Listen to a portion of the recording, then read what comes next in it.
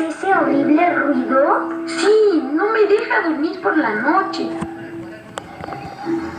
No te acerques a él, Todd. Es muy malo. Está dormido. ¡Caracoles!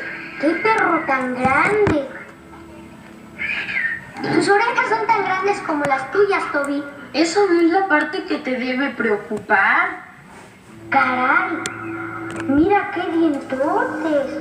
Esa es la parte que te debe preocupar. Estoy en el caso de... No escapa esta vez.